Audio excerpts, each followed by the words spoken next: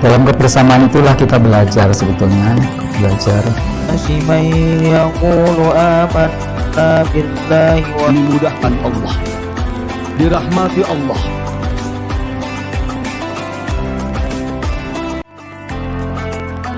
Ketakwaan kita kepada Allah, semangat ketakwaan kita, tidak akan melangkah atau berbuat apa. Assalamualaikum warahmatullahi wabarakatuh. Alhamdulillahirabbil alamin wa bihi nasta'inu ala umuri dunya waddin. Wassalatu wassalamu ala asrafil anbiya'i wal mursalin sayyidina wa maulana Muhammadin wa ala alihi wa sahbihi ajma'in, amma ba'd. Jamaah salat maghrib Masjid Makaran Diponegoro yang dirahmati oleh Allah dan pemirsa channel YouTube MPD Tembalang Tanpa Spasi. Alhamdulillah, kita bersyukur kepada Allah pada malam hari ini. Allah masih memberikan nikmat kepada kita untuk melaksanakan ibadah salat maghrib berjamaah, dan semoga nikmat ini senantiasa terlimpah atau senantiasa dikaruniakan kepada kita untuk menjaga salat kita berjamaah setiap saat. Dan semoga kelak di yaumil qiyamah Allah menjadikan kita termasuk hamba-hamba yang bersyukur dan hamba-hamba yang senantiasa menegakkan salat. Salawat dan salam semoga Allah limpahkan kepada junjungan kita Nabi Muhammad SAW serta keluarga, sahabat dan pengikut beliau. Semoga kita termasuk di antara umat beliau yang istiqomah mengikuti sunnah-sunnah beliau, mengikuti ajaran beliau al-Islam. Dan semoga kelak di yaumil qiyamah Allah memberikan nikmat kepada kita bisa masuk surga bersama-sama dengan beliau. Allahumma amin. Jamaah sekalian, pada kesempatan malam hari ini kita lanjutkan kajian kitab Riyadhus Shalihin. Kita masih pada bab berkasih sayang kepada sesama mukmin sama muslim. Kita sampai pada hadis ke-229. Nanti kita lanjutkan dengan 230 karena masih ada kaitan. Di hadis ke-229 saya bacakan hadisnya. Wa an Aisyah radhiyallahu anha qalat in kana Rasulullah sallallahu alaihi wasallam la yad'ul amal wa huwa yuhibbu ay ya'mala bihi khasyata ay ya'mala bihin nas fayufradu alaihim, muttafaqun alaih. Jadi dari hadis ini diriwayatkan oleh istri beliau Aisyah radhiyallahu anha. Beliau Aisyah menceritakan, berkata bahwasanya dahulu Rasulullah SAW meninggalkan suatu amal perbuatan padahal beliau suka mengerjakannya karena khawatir hal itu akan dikerjakan oleh orang-orang, lalu amalan tersebut diwajibkan atas mereka. Jadi salah satu kasih sayang Rasulullah SAW yang diajarkan kepada kita semuanya, yaitu beliau ini meringankan atau memudahkan umatnya dalam melakukan amal-amal kebaikan. Di hadis ini Aisyah menceritakan bahwa dulu Rasulullah itu punya kebiasaan atau amal-amal yang amalan itu spesial. Amalan itu tidak mudah dilakukan oleh sahabat-sahabat atau manusia pada umumnya, ya. Inilah keistimewaan Rasulullah SAW. Beberapa contoh amal yang beliau lakukan seperti misalnya qiyamul lail, salat malam Rasulullah SAW. Ya, kalau kita membaca sebuah hadis, ada seorang sahabat mengikuti di belakang salat malam ketika suatu saat Rasulullah SAW qiyamul lail di masjid. Sahabat ini mengikuti di belakang Rasulullah SAW, satu orang. Kemudian orang yang lain mengikuti. Jadi Rasulullah sedang sholat, maka kemudian banyak sahabat, beberapa orang sahabat itu mengikuti sholat di belakang Rasulullah SAW. Nah, apa yang dibaca Rasulullah SAW ketika membaca surat? Ya, kalau kita kan suratnya pendek ya. Kalau Rasulullah qiyamul lail karena sunnah, dibacalah surat yang pertama, surat Al-Baqarah. Nah, ketika habis satu juz, sahabat ini yang mengikuti salat beliau, wah ini sebentar lagi paling ruku. Nah, ternyata dibaca oleh Rasulullah SAW satu juz, lanjut, 2 juz, lanjut, sampai akhirnya wah nanti sahabat ini sholatnya sambil mikir, wah nanti paling setelah surat Al-Baqarah Rasulullah ruku. Ternyata Rasulullah SAW setelah surat Al-Baqarah selesai, lanjut lagi yang dibaca, yang di dalam hadis ini disebutkan bukan surat Ali Imran dulu tapi An-Nisa. Habis Al-Baqarah An-Nisa. Dilanjut lagi, wah saking panjangnya. Kemudian Rasulullah SAW setelah An-Nisa selesai dilanjutkan dengan Ali Imran. Akhirnya sahabat ini tidak sanggup mengikuti sholat malamnya Rasulullah SAW. Maka setelah itu Rasulullah SAW tidak sholat di masjid, sholat malam beliau sendiri. Dan kemudian beliau menyuruh agar sholat malam itu yang tadinya di masjid, beliau bersama sahabat-sahabat, maka sholatnya disuruh sendiri-sendiri sesuai dengan kemampuan. Nah ini Rasulullah. Ya. Rasulullah bagi beliau mampu, tetapi bagi sahabat-sahabat belum tentu mampu fisiknya, ya, kekuatannya dan sebagainya. Nah salah satu amalan yang ditinggalkan oleh beliau Rasulullah SAW itu disebutkan di dalam hadis ke-230. Ya. Wa anha, dan ini dilanjutkan dari Aisyah juga radhiyallahu anha qalat, ini masih dari Aisyah ini peristiwa yang lain ya, tapi masih diriwayatkan oleh Aisyah. Qalat nahahumun nabiyyu sallallahu alaihi wasallam anil wisali rahmatan lahum. Jadi Aisyah menceritakan di dalam peristiwa yang lain, Nabi sallallahu alaihi wasallam melarang umat Islam untuk puasa wisol sebagai bentuk kasih sayang bagi mereka. Apa itu puasa wisol? Tapi nanti kita jelaskan. Faqalu, sahabat-sahabat bertanya, innaka tuwasilu. Ya Rasulullah, sesungguhnya engkau melakukan puasa wisol. Maka qala Rasulullah SAW bersabda, inni lastu kahayatikum, inni abitu yud'imuni rabbi wa yasqini. Muttafaqun alaih. Kemudian Rasulullah menjawab, ketika ditanya, bukankah engkau melakukan wisol ya Rasulullah? Beliau menjawab, keadaanku tidak seperti keadaan kalian. Sesungguhnya aku bermalam dalam keadaan diberi makan dan minum oleh Rabbku. Hadis muttafaqun alaih.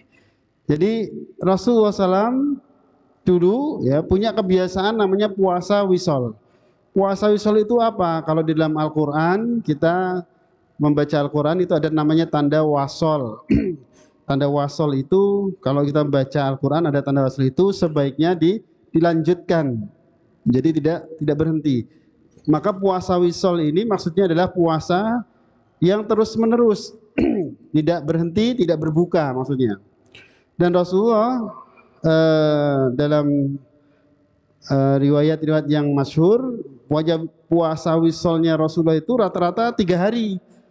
Jadi Rasulullah itu 3 hari 3 malam berpuasa tidak berbuka. Itu kuat Rasulullah. Ya. Dan ini perbedaan Rasulullah dengan kita. Kalau kita suruh, wah meskipun ada juga yang kuat, wah aku kuat puasa ngebleng ya, tirakate. Nah, karena maka di Jawa ini ada istilah puasa ngebleng 3 hari, ada yang 7 hari, ya. Kuat. Memang ada beberapa orang yang diberi kekuatan seperti itu. Tetapi secara umum, ya secara umum manusia secara pada umumnya ini enggak kuat. Nah, tapi Rasulullah SAW diberi keistimewaan oleh Allah, beliau diberikan kekuatan. Maka beliau menyampaikan keadaanku tidak sama dengan kalian. Ya, keadaanku tidak sama dengan keadaan kalian karena pada malam hari aku diberi makan dan diminum oleh Tuhanku. Nah, makan dan minumnya itu seperti apa? Ya. Imam Ibnul Qayyim Al-Jauziyah menjelaskan. Jadi kalau makan dan minumnya zahir, ya secara zahir kita makan dan minum itu jadi energi untuk berbuat, melakukan aktivitas. Itu manusia pada umumnya seperti itu. Nah Rasulullah SAW ya, beliau itu zikirnya beliau, munajatnya beliau kepada Allah Subhanahu wa taala itu jadi energi. Jadi ketika malam hari beliau itu bermunajat kepada Allah Subhanahu wa taala, pada saat itulah beliau itu menerima energi dari Allah Subhanahu wa taala. Ini penjelasan Imam Ibnu Qayyim Al-Jauziyah. Itulah sebabnya kekuatan Rasulullah SAW, beliau ibadahnya kuat tetapi fisiknya juga sehat. Tetapi itu tidak berlaku untuk umatnya. Ya, kalau kita berpuasa 3 hari 3 malam tidak makan, ya jangankan 3 hari 3 malam, ya kita puasa Ramadan aja, malam hari tarawih gitu, siangnya sebagian besar tidur, ya tidak beraktivitas. Tapi Rasulullah malamnya bermunajat, siangnya tetap beraktivitas, ya tidur sebentar, istirahat. Nah ini Rasulullah. Maka dari hadis-hadis ini ya dijelaskan bahwa dalam mengamalkan sebuah atau hadis-hadis atau amalan-amalan dilakukan Rasulullah, kita sebagai umat beliau ini tidak perlu memaksakan diri, bahwa aku akan mengamalkan seperti apa yang diamalkan Rasulullah. Nah, jadi kita tidak perlu saklek. Karena apa? Kita bukan Rasul dan kita tidak akan sanggup untuk mencapai kepada derajat Rasul, tidak akan sanggup dan tidak akan mungkin, ya. Jadi tidak perlu kita memaksakan diri, wah aku mau beramal seperti Rasulullah SAW dan kita harus beramal seperti Rasulullah SAW, nggak akan sanggup kita. Ya. Kita gayanan, pengen bahwa saya akan mengikuti semua sunnah-sunnah Rasul, gitu ya. Termasuk menikah, wah mau menikah nggak boleh, menikah pengennya poligami. Kalau nggak sanggup nggak usah. Ya, jadi hadis atau sunnah-sunnah Rasulullah SAW itu begitu banyak, dan Rasulullah SAW dijadikan oleh Allah Subhanahu Wa Taala laqad kana lakum fi Rasulillahi uswatun hasanah. Jadi Rasulullah ini contoh teladan yang terbaik. Maka semua yang dilakukan Rasulullah SAW itu namanya contoh, itu kita meniru semampu kita. Tidak perlu semuanya kita lakukan. Nah ini, dan ketika Rasulullah SAW menyampaikan tadi, termasuk misalnya diantara puasa wisol, ini Rasulullah melarang kita, ya tidak usah kita paksakan gitu ya. Aku kuat puasa 3 hari berturut-turut gitu ya. Atau bahkan di kalangan orang-orang tertentu, aku mah tirakat, mau wisol, tapi niatnya mungkin menjadi tidak lurus. Aku tirakat puasa ngebleng 3 hari biar ini dan itu. Nah ini menjadi tidak ikhlas karena Allah. Nah ini yang bahaya. Maka terhadap amalan-amalan yang tadi kalau di Aisyah di Rasulullah dulu seperti ini kemudian ditinggalkan, maka kita tidak perlu kemudian melanjutkan. Maksudnya tidak perlu melakukan sunnah itu, amalan itu berkelanjutan, ya. Termasuk diantaranya sebagai contoh kunut misalnya. Rasulullah pernah kunut. Jadi kalau kita baca hadis tentang kunut, Rasulullah itu pernah kunut. Kunutnya Rasulullah itu ya 40 hari berturut-turut setiap waktu sholat. Karena ada peristiwa yang setelah peperangan itu ada sahabat 80 orang sahabat yang hafal Al-Quran meninggal. Jadi perang Badar. Kemudian setelah itu beliau bukan perang Badar. Jadi ada kafilah kaum muslimin yang di situ ada 80 orang sahabat yang hafal Al-Quran itu dikirim untuk berdakwah. Ternyata di sana dibantai, dibunuh semua oleh orang kafir. Nah ini membuat Rasulullah marah. Kemudian marahnya Rasulullah ini kemudian beliau kunut 40 hari, ya. Tapi kemudian turun ayat yang mengingatkan beliau agar tidak marah, maksudnya sekiranya engkau berhati lembut, ya, di akhir surat At-Taubah. Maka kemudian beliau berhenti kunut. Nah, kemudian kunutnya beliau diganti doanya, bukan lagi doa untuk melaknat, tetapi doa untuk mohon petunjuk, dan itu pun dilakukan pada saat sholat sunnah. Maka kalau kita ikuti ya, atau kita simak di Masjidil Haram misalnya, ini kunut ini bukan lagi tidak dilakukan terus-menerus. Kunut hanya dibaca pada saat biasanya witir di 10 hari 10 malam terakhir bulan suci Ramadan. Ini di Masjidil Haram.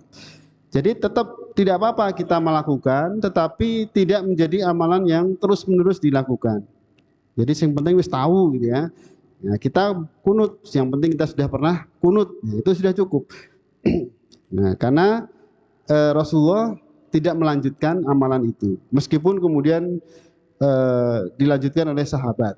Nah, ini tentang melakukan amalan-amalan sunnah. Nah, kembali kepada tadi puasa wisol. Puasa wisol ini adalah salah satu amalan yang ditinggalkan atau dulu biasa dilakukan Rasulullah SAW. Tapi kemudian Rasulullah melarang umat Islam untuk melakukan puasa ini. Kenapa? Karena puasa ini berat dan mudaratnya bagi yang tidak mampu ini bahaya. Jadi secara fisik ini berat dan bisa membahayakan, mudaratnya besar. Nah, karena tadi ini keistimewaan Rasulullah SAW. Maka kita tidak perlu kemudian memaksakan diri. Nah, inilah bentuk kasih sayang Allah. Ya, pelajaran berikutnya adalah bentuk kasih sayang Rasulullah SAW kepada umat Islam, kaum muslimin ini adalah beliau ya, meskipun sanggup beliau, tetapi apa yang beliau lakukan itu tidak dipaksakan atau tidak harus dilakukan oleh umatnya. Jadi apa yang beliau lakukan itu tidak harus dilakukan oleh umatnya, karena memang umatnya ini tidak memiliki kemampuan atau tidak diberi kemampuan oleh Allah Subhanahu wa taala untuk melakukan itu. Nah, ini bedanya Rasulullah dengan kita. Ya, banyak sekali peristiwa atau amal-amal yang tidak bisa dilakukan oleh manusia biasa kecuali Rasulullah. Ya, mukjizat-mukjizat Rasulullah itu banyak sekali ya. Kalau dikumpulkan mukjizat Rasulullah itu banyak sekali, dan itu tidak bisa dilakukan oleh manusia lain selain Rasulullah. Maka kita menjadi umatnya Rasulullah dalam menjalankan agama ini, ya kita nikmati saja. Kalau kita mampu, kita laksanakan. Tidak mampu, ya sudah, tidak perlu dilaksanakan. Ya. Jadi kalau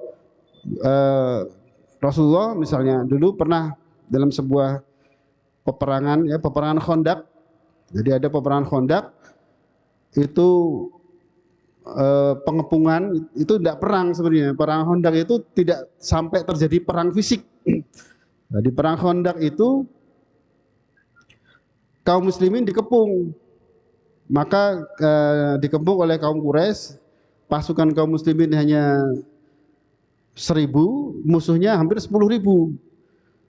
Dalam pengepungan itu beberapa hari, cuaca dingin, malam,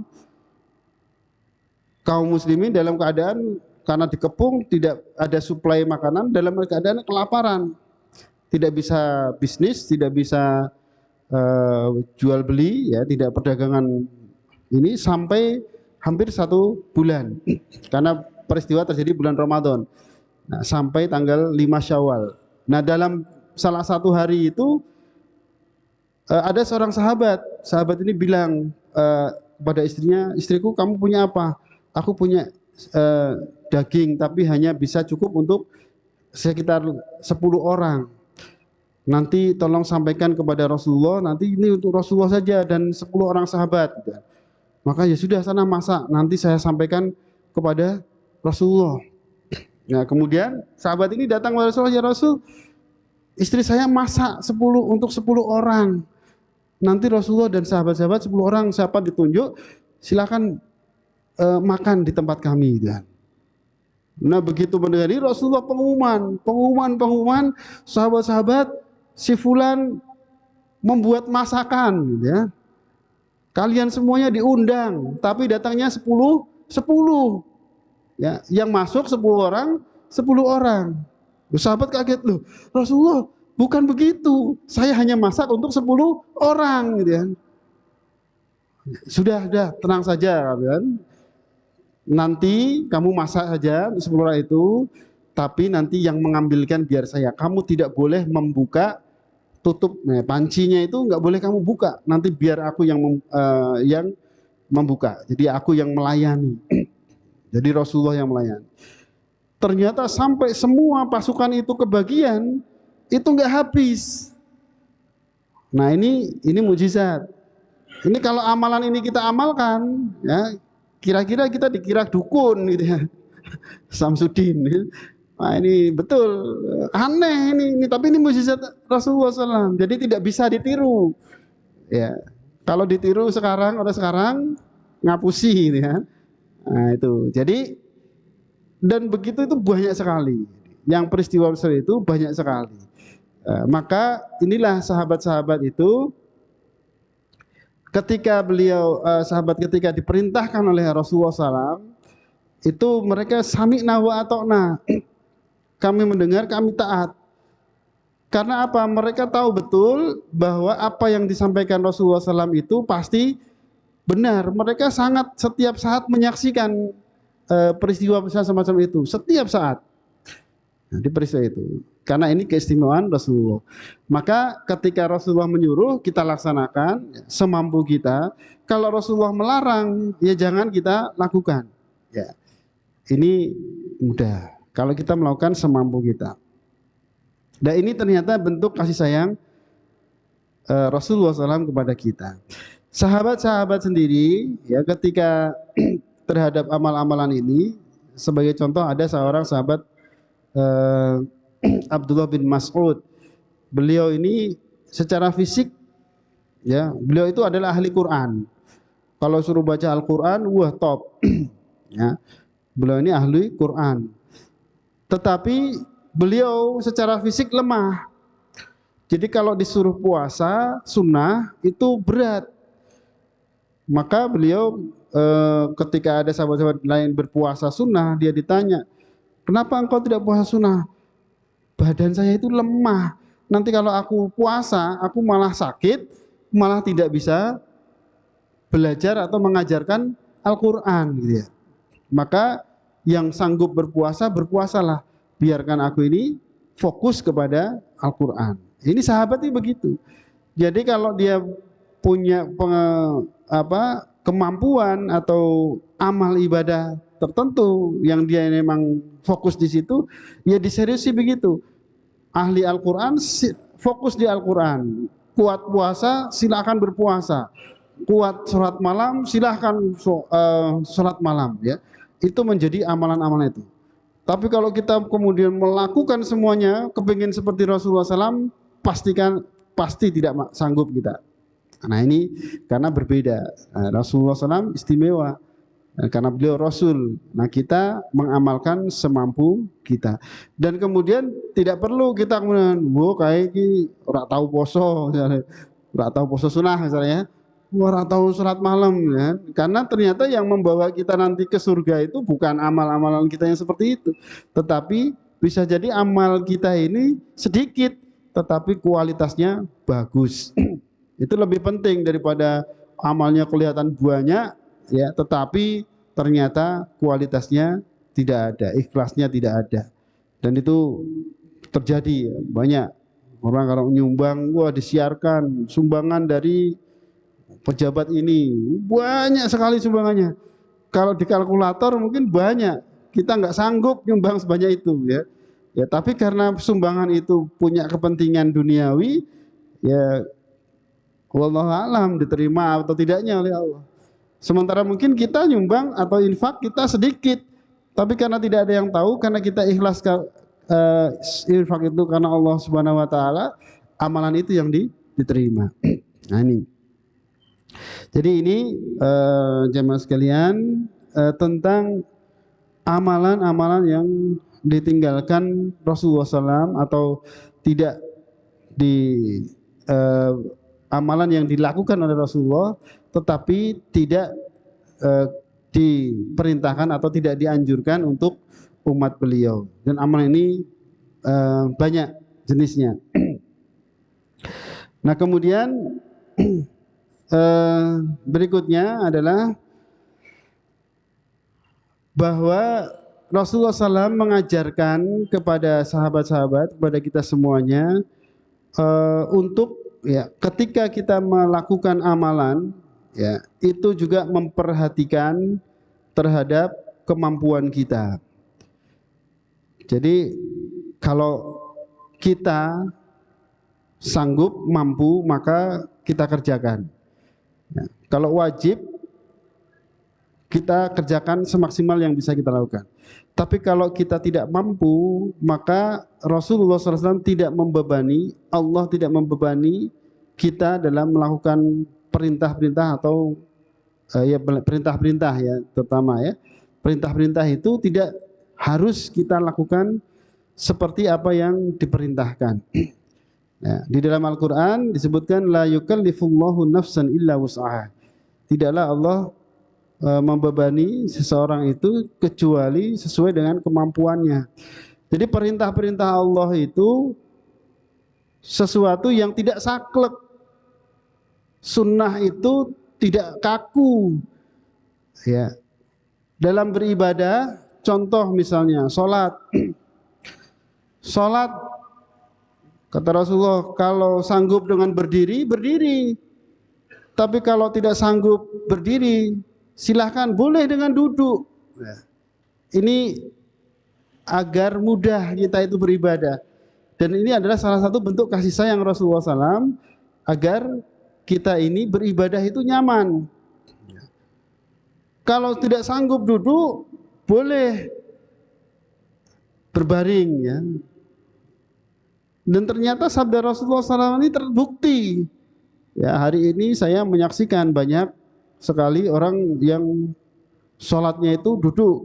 Di masjid saya itu ada jamaah yang sholatnya tidak bisa berdiri, Pak, selalu duduk pakai kursi. Ya, kalau ya beliau cerita sendiri ngobrol-ngobrol, kenapa enggak bisa, kakinya enggak bisa ditekuk? Kenapa enggak bisa ditekuk? Karena kena asam urat. Nah, ternyata sekarang banyak ya kena asam urat, akhirnya sholatnya kakinya tidak bisa ditekuk, enggak bisa. Kalau ditekuk sakitnya. Dan banyak orang yang sakit di rumah sakit nggak bisa berdiri, nggak bisa duduk, ya berbaring, sholat berbaring dan seterusnya. Ini ibadah. Berpuasa juga begitu. Puasa Ramadan itu kalau kita kuat puasa dari pagi sampai sore. Kalau tidak kuat, orang yang tua, ibu hamil, orang yang lemah fisik dan sebagainya, boleh tidak berpuasa, diganti dengan fidyah misalnya, atau diganti dengan keadaan musafir, nggak mungkin berpuasa, nggak kuat, boleh tidak berpuasa. Nah, ini bentuk kasih sayang dalam syariat. Jadi syariat Islam itu kita nikmati saja, jadi tidak usah. Maka kalau ada orang belajar, ini harus begini, harus begitu, wah ini kemungkinan belajarnya kurang dalam. Ya, belajarnya kurang dalam. Nah, ini karena di dalam syariat ini Allah menghendaki agar kita ini mudah menjalankan syariat, menjalankan perintah Allah. Nah, kemudian di sini dipertegas bahwa apa yang dilakukan oleh Rasulullah SAW ini adalah menunjukkan perbedaan antara Rasul dengan umatnya. Jadi Rasulullah SAW ini menegaskan bahwa Rasul itu berbeda dengan umatnya kita. Jadi kalau Rasulullah SAW itu memiliki kemampuan atau ini sesungguhnya itu datang dari Allah Subhanahu Wa Taala, dan itu memang keistimewaan beliau yang tidak bisa, yang itu dikaruniakan oleh Allah Subhanahu Wa Taala dan tidak diberikan kepada kita. Maka kita bersyukur ya, kita syukuri ya, kita menjadi umatnya Nabi Muhammad SAW, beliau manusia yang istimewa. Kita bersyukur, kita mensyukuri itu dengan melaksanakan apa yang beliau perintahkan itu semampu kita. Nah, ini sudah, dan karena mudah ya, karena kasih sayang Rasulullah SAW, mudahnya Rasulullah SAW ini dalam menyampaikan ajaran Islam ini, ternyata inilah yang kemudian membawa dakwah Islam di zaman Rasulullah itu menjadi menarik. Jadi banyak orang itu tertarik dengan ajaran Islam. Oh, Islam ini ternyata enggak saklek. Oh, Islam itu ternyata enak. Islam itu menyenangkan gitu ya. Jadi inilah dakwah yang disampaikan Rasulullah SAW. Nah, jadi kalau kita ini berdakwah, ya, karena Rasulullah mengajarkan dalam hal yang kebaikan, amar ma'ruf, kita ngajak kebaikan itu bikin mudah. Ya. Dalam urusan ibadah bikin mudah. Ya. Nah, kemarin di pekan kemarin orang sholat imam jangan lama-lama, biar makmum seneng kalau sholatnya berjamaah. Ya, karena di belakang ada orang lemah, ada orang tua, ada yang sedang sakit, itu dibikin nyaman. Jadi ke masjid itu bikin nyaman. Ya, nyaman secara fisik, nyaman secara psikologis. Jadi sekarang ini terjadi fisik mungkin nyaman, masjidnya ber-AC, kipas angin, tapi pengurus masjidnya berantem terus ya. Ya, bermasalah, rame, akhirnya terjadilah blok-blokan. Wah, sengkai ngimami aku rak mangkat ah. Itu terjadi. Ini tidak nyaman. Maka harus ada disepakati. Baik jamaah sekalian, ini demikian ya dua hadis tentang amalan ya, amalan yang dikerjakan oleh Rasulullah SAW tetapi tidak dikerjakan ya, tidak harus karena Rasul khawatir nanti kalau Rasulullah melakukan itu kemudian umatnya melihat seolah-olah itu menjadi sesuatu yang diwajibkan ya. Jadi beberapa tadi amalan tadi termasuk qiyamul lail, termasuk kunut ya, termasuk ya ini puasa wisol ya, atau amalan-amalan yang lain itu yang dilakukan oleh Rasulullah SAW. Dulu pernah dilakukan kemudian Rasulullah berhenti.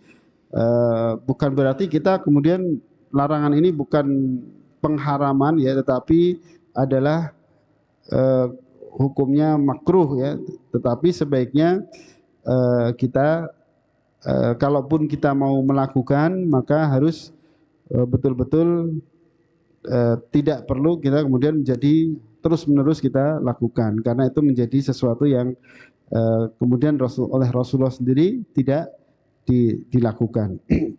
Semoga sedikit memberikan manfaat kepada kita dan menjadikan ibadah-ibadah kita di kemudian hari ini menjadi ibadah yang nyaman bagi kita, mudah bagi kita, memudahkan umat Islam yang lain. Jadi jangan sampai kemudian kita itu merasa ibadah kok berat, ibadah kok abot. Suwe-suwe nanti malah orang tidak mau beribadah.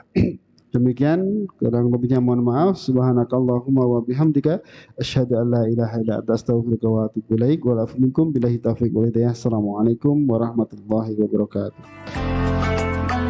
Ketakwaan kita kepada Allah, semangat ketakwaan kita tidak akan melangkah atau berbuat apa-apa kecuali ditanya siapa. Dalam kebersamaan